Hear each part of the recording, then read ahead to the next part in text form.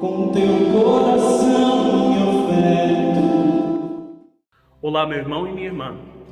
Esse é o programa Verbo da Vida, refletindo com você nesse final de semana a liturgia da palavra do Domingo dos Ramos e da Paixão do Senhor. Se você ainda não se inscreveu no nosso canal, faça isso. Se inscreva, deixe o seu like, deixe o seu comentário, deixe uma reação à palavra que você vai escutar aqui.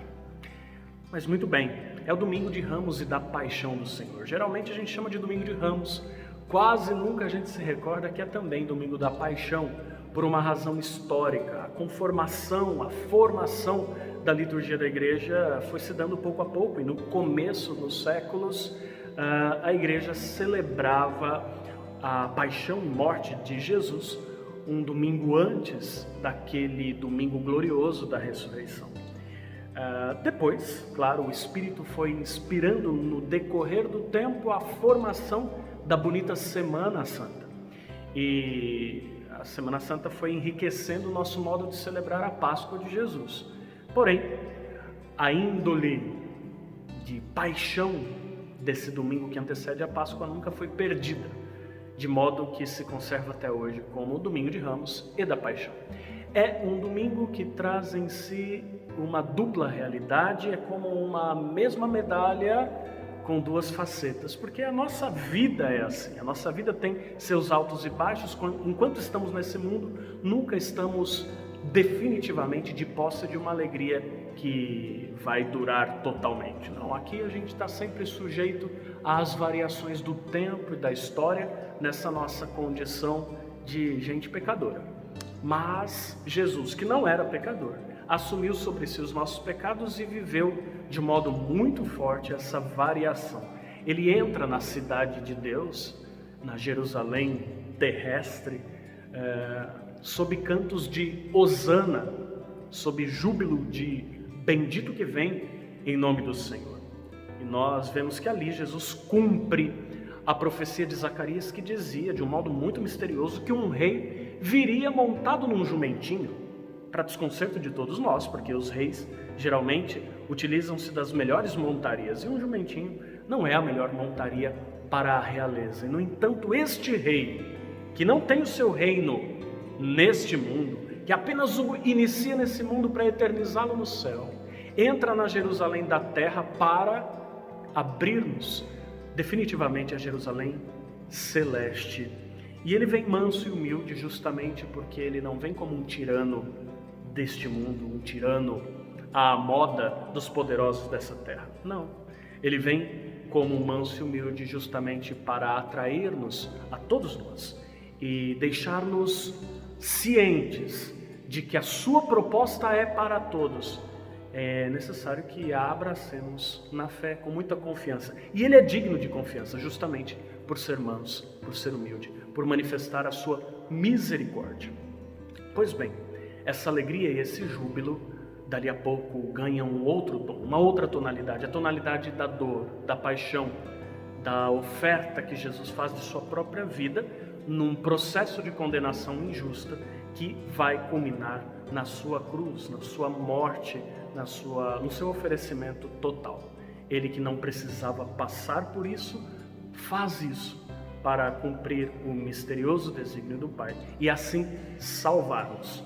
Entrando na Jerusalém da terra, abre-nos a Jerusalém do alto, aquela eterna que não passará mais. E é muito bonito o relato que vamos escutar a respeito da paixão do Senhor, que vai dizer-nos lá no fim, na boca do centurião romano, uma frase muito instigante, que no fundo era onde o evangelista Marcos queria chegar. Marcos queria dizer-nos isto o tempo inteiro em seu texto, em seu evangelho.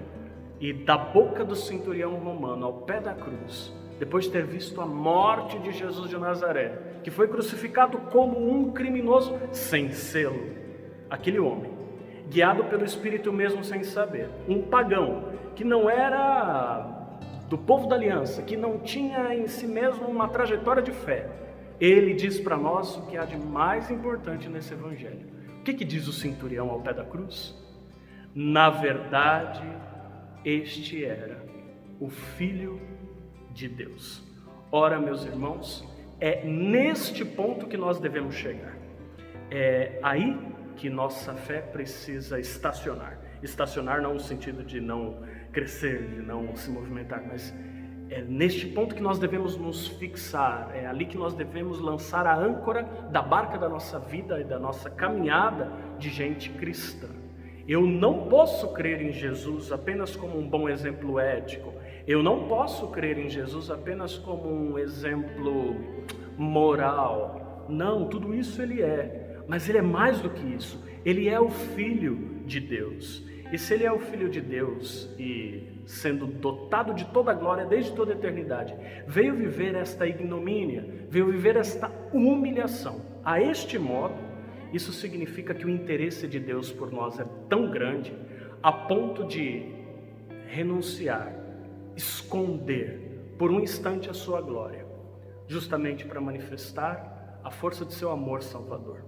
Eu não posso crer em Jesus apenas como um revolucionário político, apenas como um benfeitor da humanidade, apenas como um bom exemplo.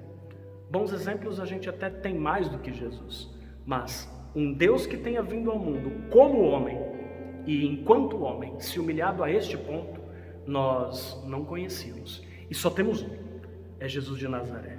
Creiamos aquilo que foi professado pelo centurião romano. Ele é filho de Deus. E quem crê nisso, recebe a graça, a força da salvação. Não unamos-nos à voz daqueles que, não querendo cumprir a vontade de Deus, disseram: crucifica-o. Façamos do nosso canto de Hosana um Hosana que não é somente emocional e nem somente superficial. Façamos um Hosana do fundo do nosso coração, por quê? Porque a nós foi dada a salvação. A nós foi aberta a Jerusalém celeste.